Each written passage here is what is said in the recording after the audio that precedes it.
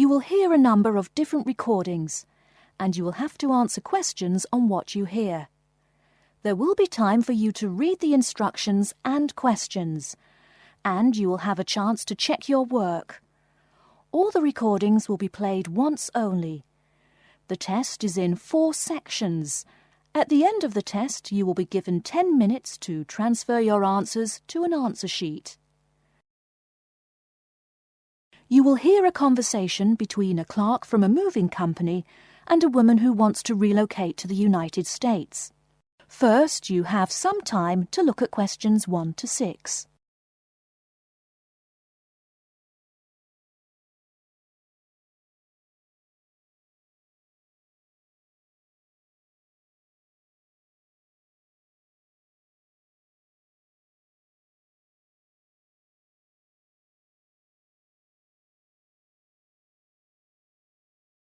Now we shall begin.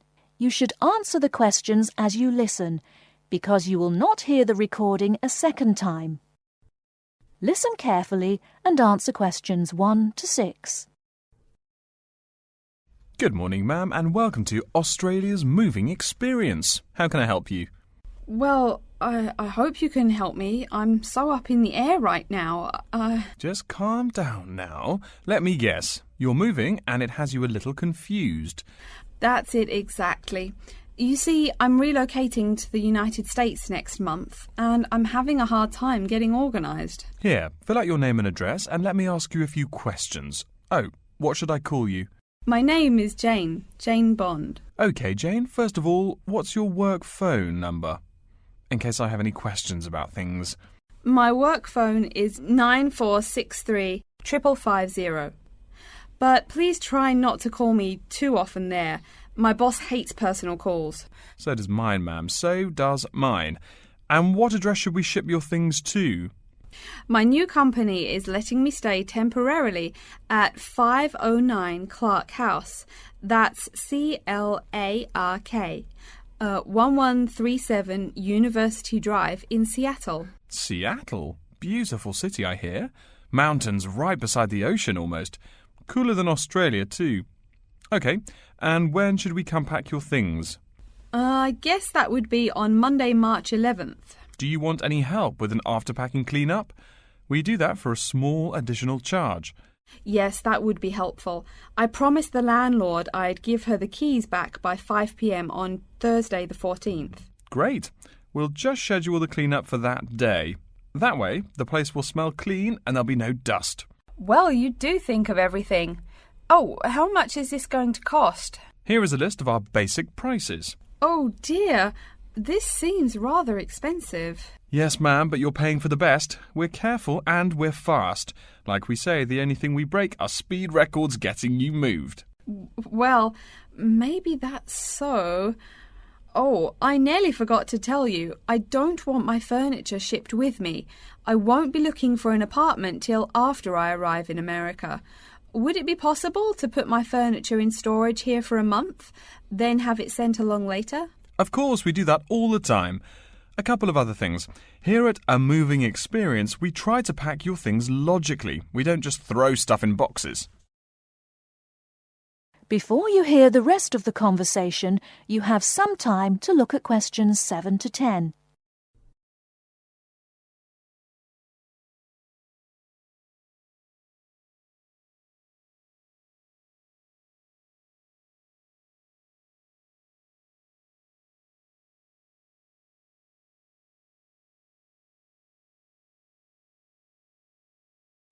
Now listen and answer questions 7 to 10.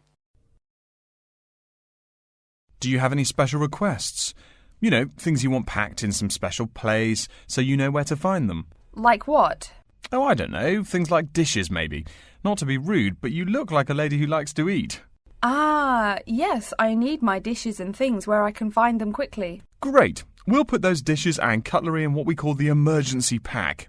Can you think of anything else? I do have an antique tea kettle my great-grandmother gave my mother. I wouldn't want to lose that. So I guess you'd better put that in storage with the furniture. Grandma's tea kettle with the furniture. Got it. Say, how about things like your alarm clock? You don't want to miss your plane on the big day, right? Well, you certainly think of everything.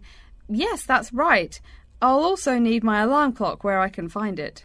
Fine, we'll put that in your personal package. And of course, we'll give you a list of where we pack everything. So all you'll have to do on Thursday the 14th is grab your luggage on your way out the door. I couldn't help noticing the new CD player you're carrying. Is that a Samsung?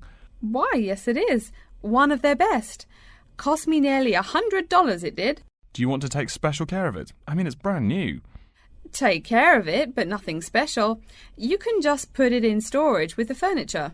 That looks like everything we need here. I guess you're all set.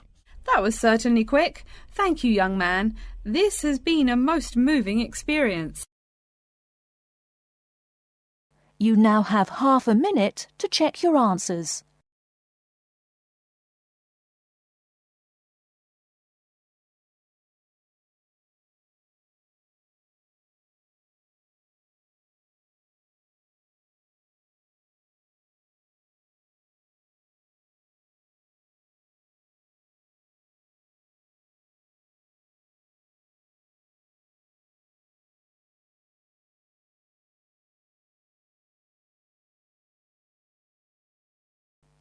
You'll hear an introduction to a conference on computer system language learning. First, you have some time to look at questions 11 to 16.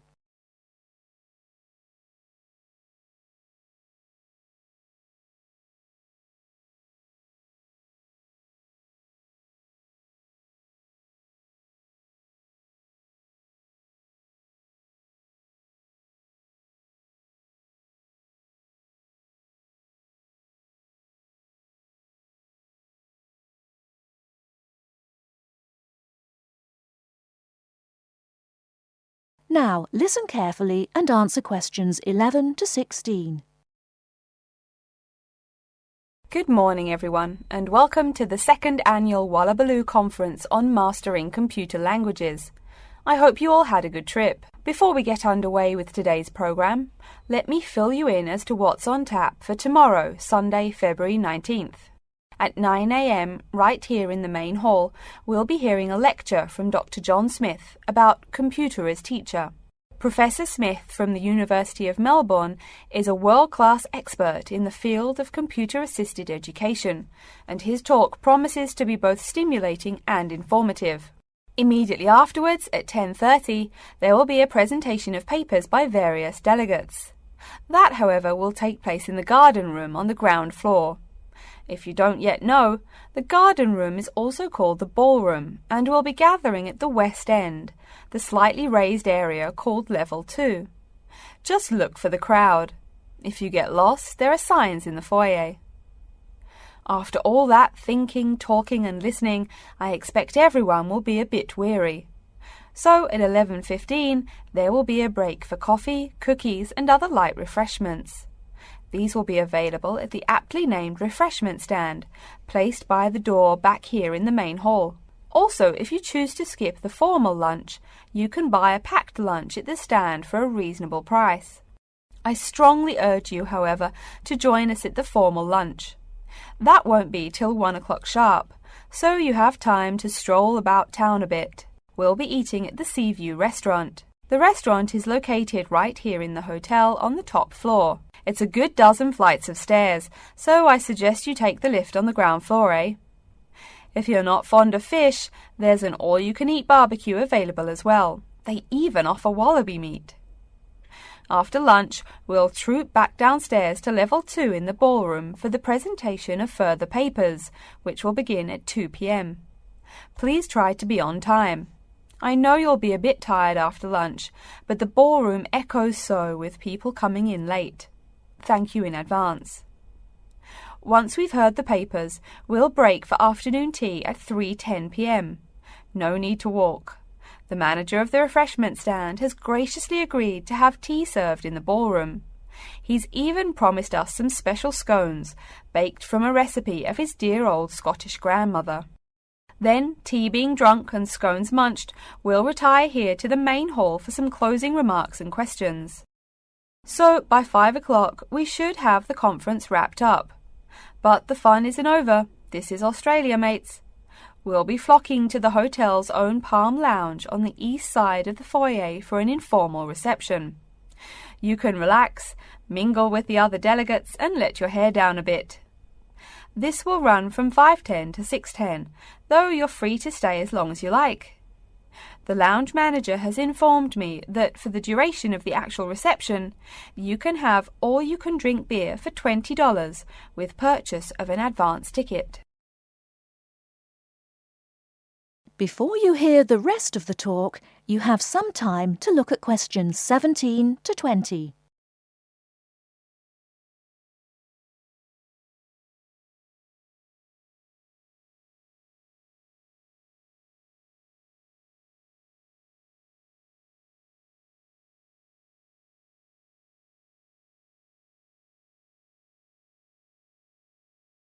Now listen and answer questions 17 to 20.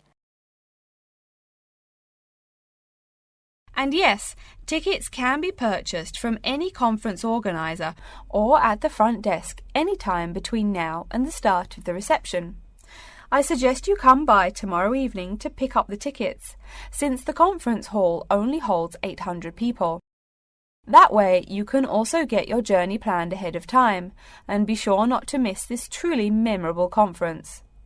If you want cocktails, however, I'm sorry, you'll have to pay for those at the regular price. Oh my goodness! Speaking of paying, I see I forgot to tell you a couple of things. The first is about lunch. The charge for the lunch will be $15 for all you delegates. If you have guests with you, the cost is $25 for the general public and $6.50 for children under the age of 10. That's $15 each, not total for everyone.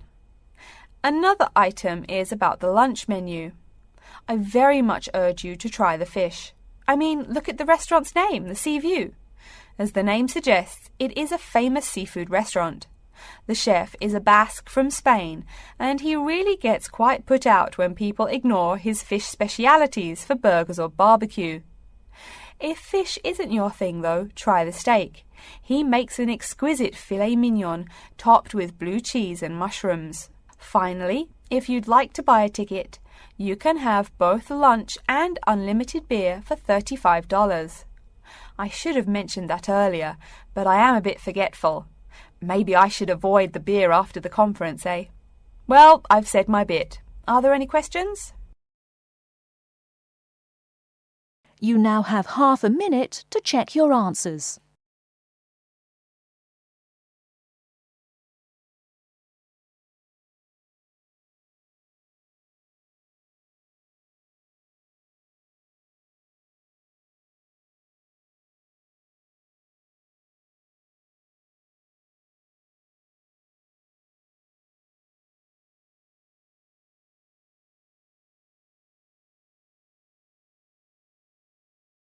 You will hear a student called Tina asking Professor Van Diezen for advice on choosing courses. First, you have some time to look at questions 21 to 26.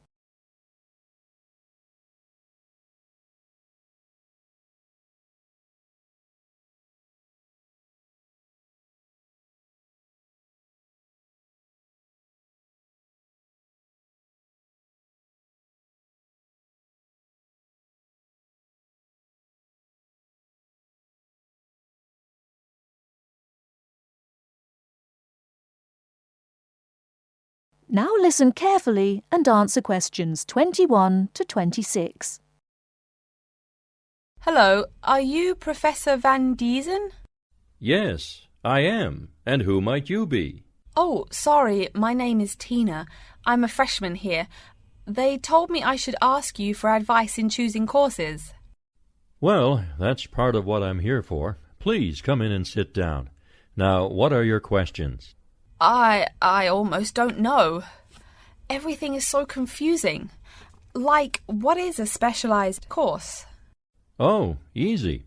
A specialized course is one that is compulsory, meaning it's a requirement for your major and regular, so you can't place out by taking a proficiency exam. That sounds pretty strict. Then what are all these general courses? I seem to have to take so many. Nothing to be alarmed over. These are courses open to all students and not directly related to your major.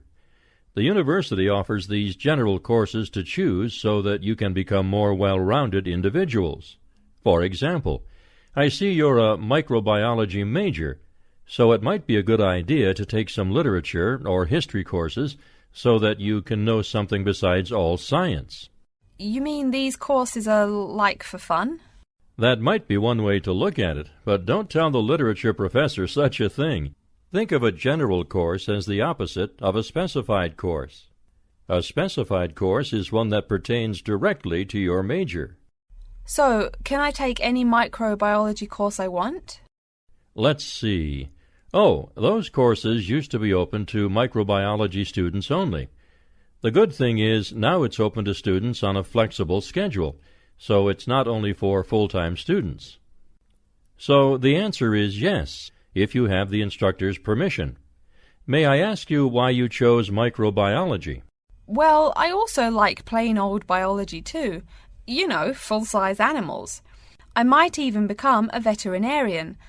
Could I take some biology classes? Well, they are open to full-time students only, which I believe is what you are. I don't know how a freshman would get along with microbiology, though. I mean, most of the students presently looking into it are from off-campus. Off-campus? Yes, you know, people who use it in their work at hospitals, laboratories, even a police detective. Why did you choose microbiology, if I may ask? I don't think you quite answered that. Well, eventually I want to be a doctor. At least my dad tells me so.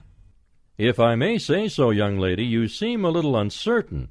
Still, I think that might be a good idea for a career. Of course, if you're thinking about being either a doctor or a vet, you should take some medical science classes before you even think of applying to med school. Great! What should I take? There is one small problem. The new medical sciences building is under construction, so there are no experimental facilities available until next year. I'm afraid you'll have to wait, but don't forget to take those courses at the first opportunity. Oh, bummer. Is there any other course you'd recommend for someone like me? Well, since you seem to like animals, have you ever thought about looking into environmental science? No, I never really thought about it before. Is it worthwhile? Quite. In fact, it's the fastest-growing subject on this campus.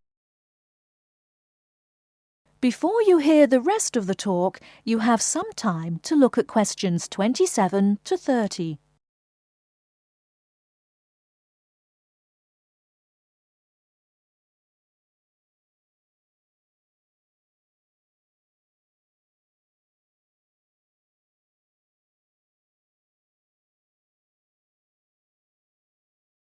Now listen and answer questions 27 to 30. I'm sorry, I couldn't help noticing the long list of classes you've written out there. May I have a look? Oh, sure. Medical science, statistics, laboratory techniques, medicine, mathematics, computing. My, a bit of everything here. Is it too much? For your first semester, yes. What I suggest is starting out by taking the compulsory courses. Like we said before, the medical science can wait. Consider taking that in your sophomore year. I think I'd put off computing, too. I recommend to all freshmen that I talk to get the compulsory mathematics out of the way as early as possible, so take that one. It'll be one less difficult course you have to focus on when the science lab opens next year, and you have to catch up on classes like laboratory techniques. Your major also requires statistics, so you have to balance 2 math classes, and no doubt you should take that. Otherwise, get your required medicine course out of the way by taking something theory-based. Oh, of course, and your environmental science class, if you're interested.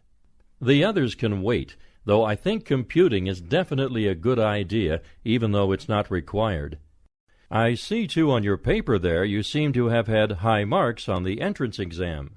Yeah, I guess so. Don't be shy. Have you thought about applying for a scholarship? Do they have any?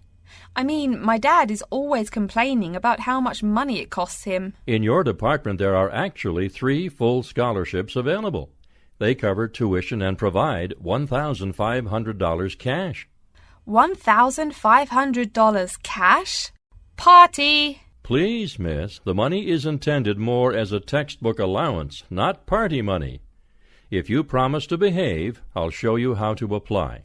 Great, and thanks. You now have half a minute to check your answers.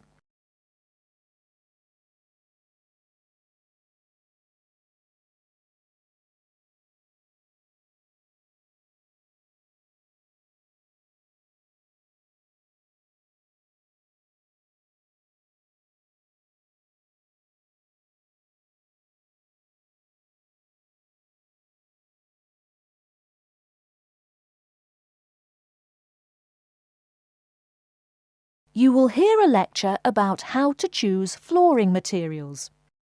First, you have some time to look at questions 31 to 40.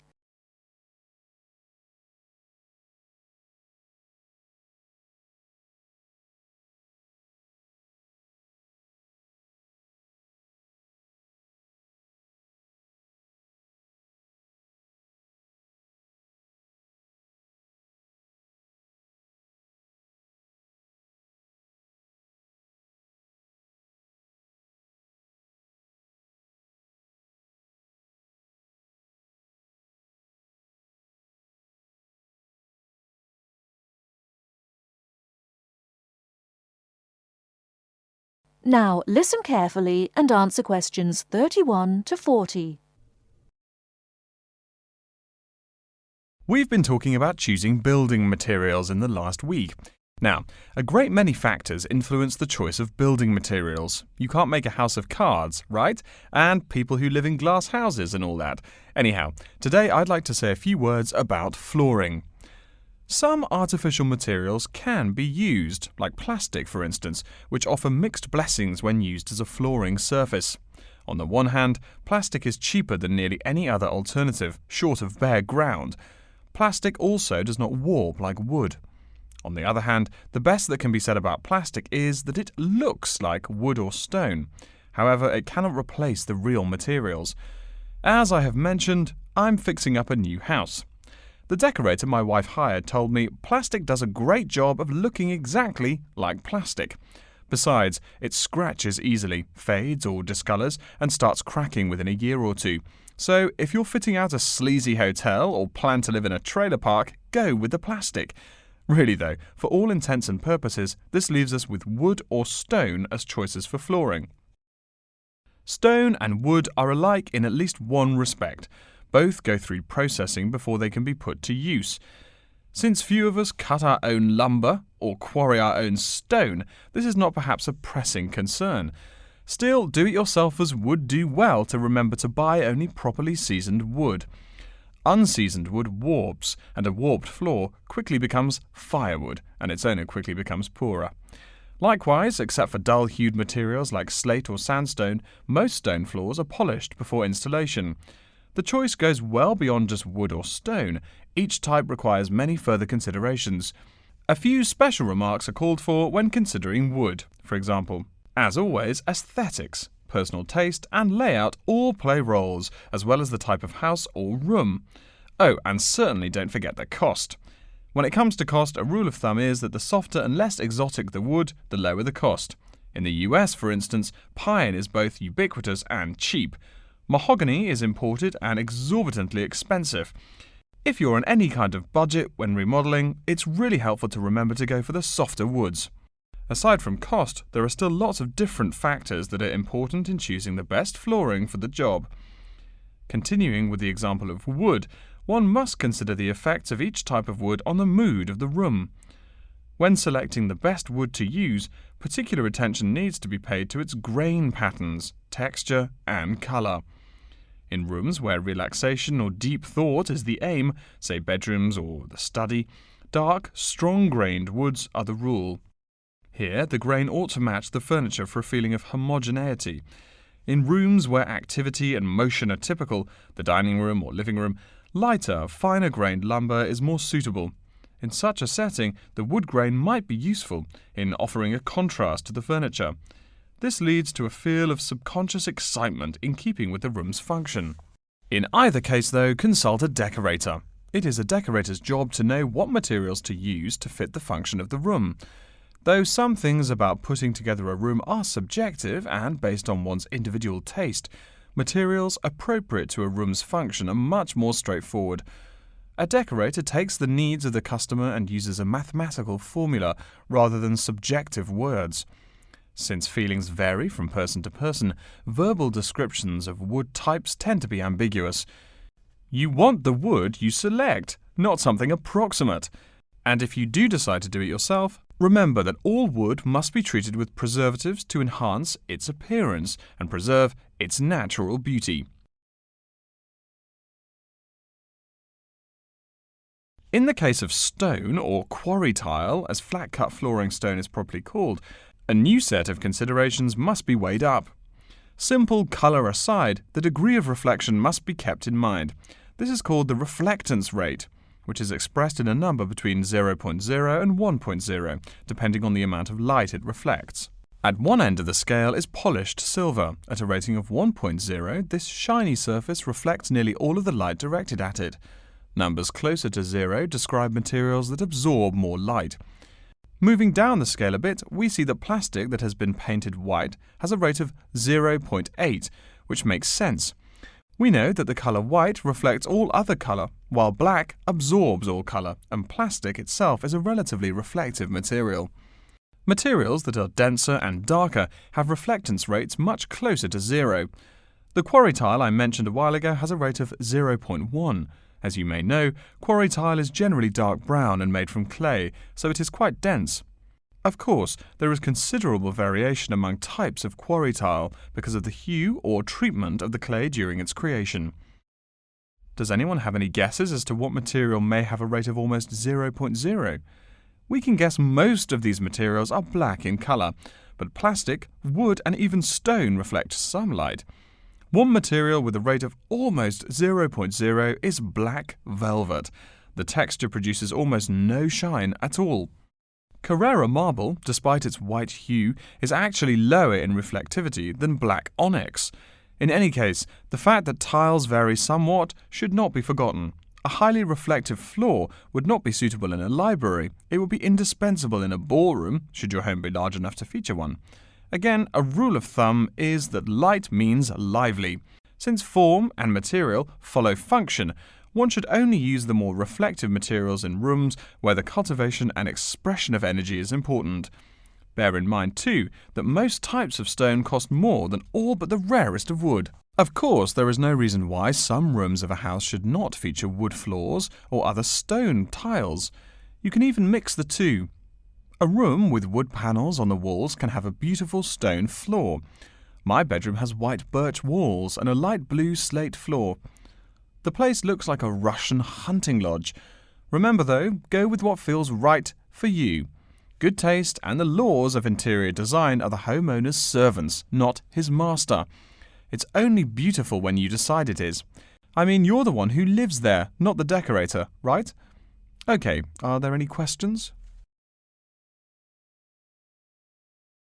You now have half a minute to check your answers.